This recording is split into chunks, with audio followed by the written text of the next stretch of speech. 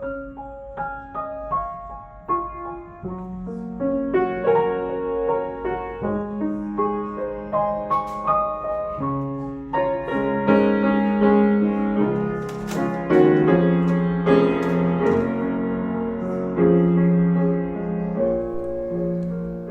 queridos, dando sequência ao nosso estudo panorâmico do Novo Testamento, nada cansativo e bem explicadinho, chegamos à segunda carta de Paulo aos Coríntios.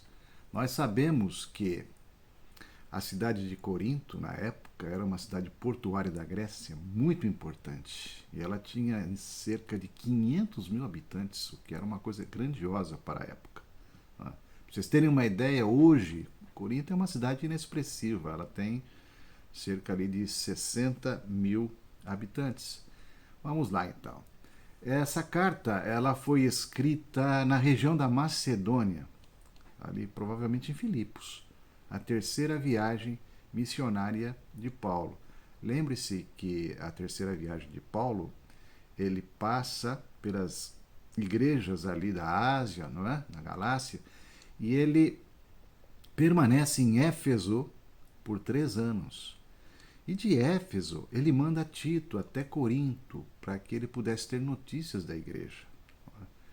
E ao final dos 3 anos, ele vai então em direção à Macedônia para se encontrar com Tito, provavelmente ali em Filipos. Mas vamos dar sequência aqui, falaremos mais adiante sobre isso. Então, a data provável é o ano 57, em que foi escrita.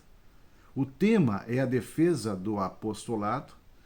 Veja bem, essa segunda carta ela é muito pessoal, porque Paulo esteve ali por 1 ano e 6 meses em Corinto, e esteve ali edificando os irmãos, não é? Sofrendo junto com eles, passando ali muitas dificuldades. Não é? E o que acontece? Agora essa igreja, depois de um tempo, ela está em desordem e ela está inclusive questionando o apostolado de Paulo. Então ele apresenta essa segunda carta com um espírito assim muito abatido, sofrido, né? E as palavras-chave são essas daí: conforto, ministério, sofrimento, glória, fraqueza, poder, porque era assim que ele se encontrava por todo esse contexto, né?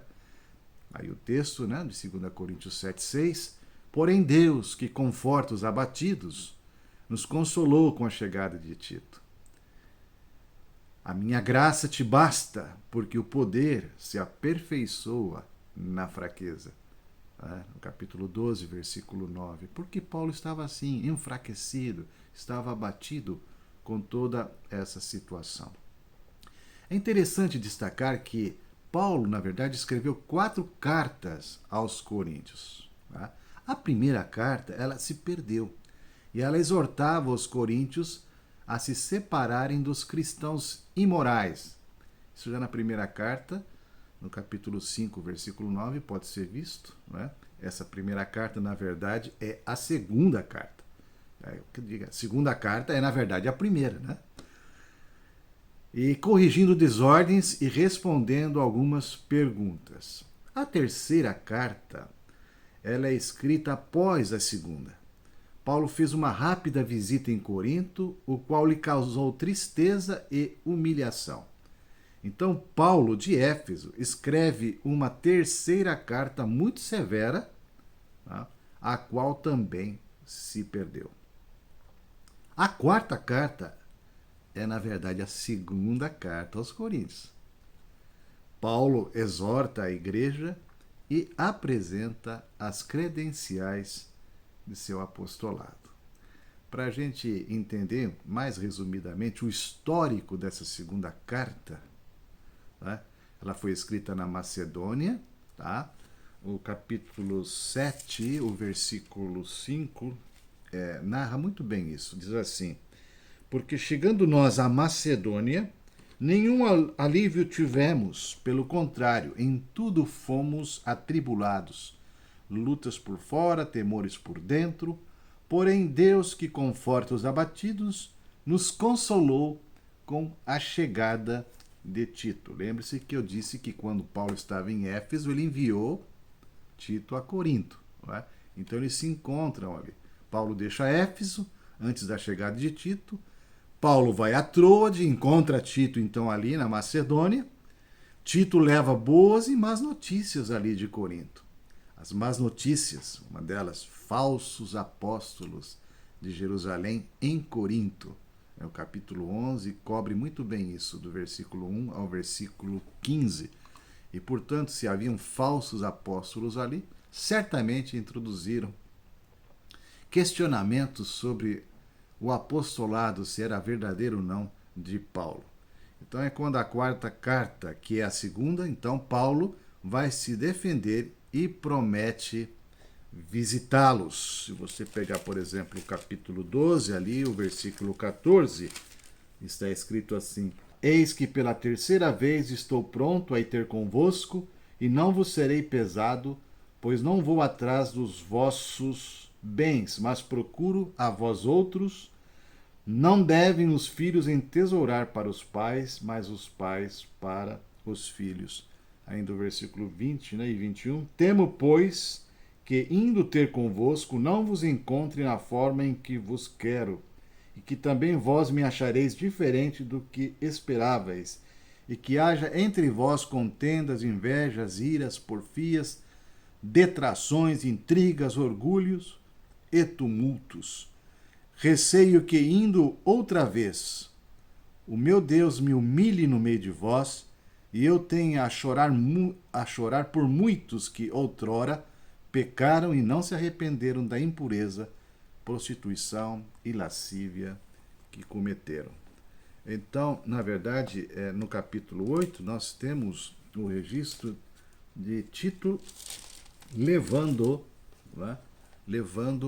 a quarta carta a Corinto, no capítulo 8, os versículos de 16 a 24. Mas graças a Deus, que pôs no coração de Tito a mesma solicitude por amor de vós, porque atendeu ao nosso apelo e, mostrando-se mais cuidadoso, partiu voluntariamente para vós outros. Isso vai até o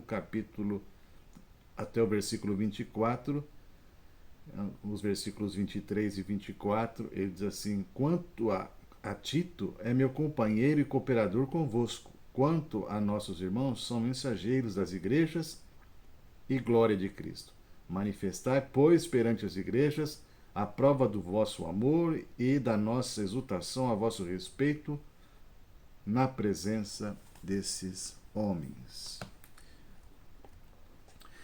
Então, na 1 Coríntios, a carnalidade era, assim, o tema principal. A segunda carta aos Coríntios, ele vai tratar mais da questão intrínseca, espiritual.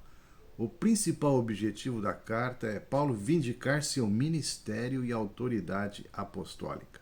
A carta é intensamente pessoal e não doutrinária. Ela contém muitas informações autobiográficas. Contesta fortemente os cristãos judaizantes. Ele cita ali sobre uma oferta levantada pelas igrejas gentílicas para socorrer os cristãos necessitados da Judéia. Os capítulos 8 e 9 são muito preciosos na questão da mordomia cristã, questão de socorrer os necessitados, das ofertas, da voluntariedade, da generosidade do coração. Não é? São capítulos muito preciosos. Muitos contrastes nessa carta: alegria, tristeza, humilhação e exaltação, sofrimento e glória. É uma constante os contrastes.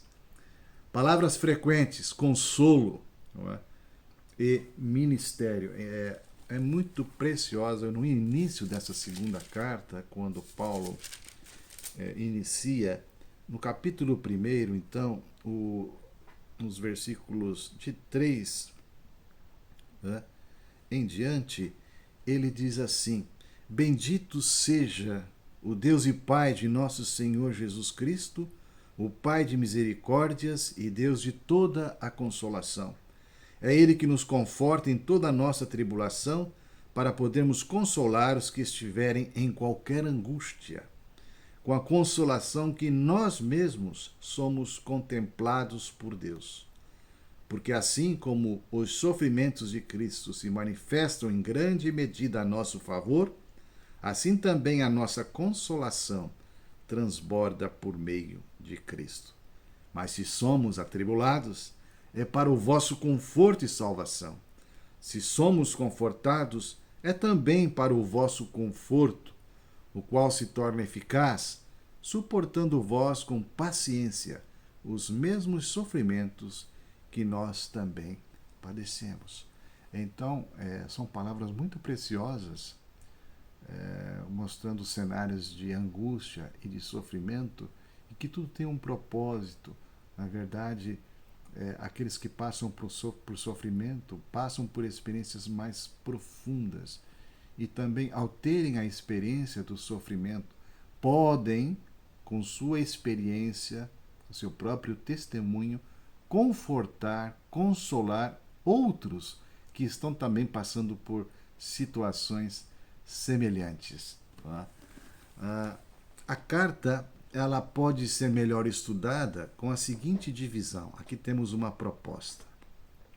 A primeira parte, dos capítulos 1 a 7, nós temos uma explanação. É a resposta de Paulo aos críticos.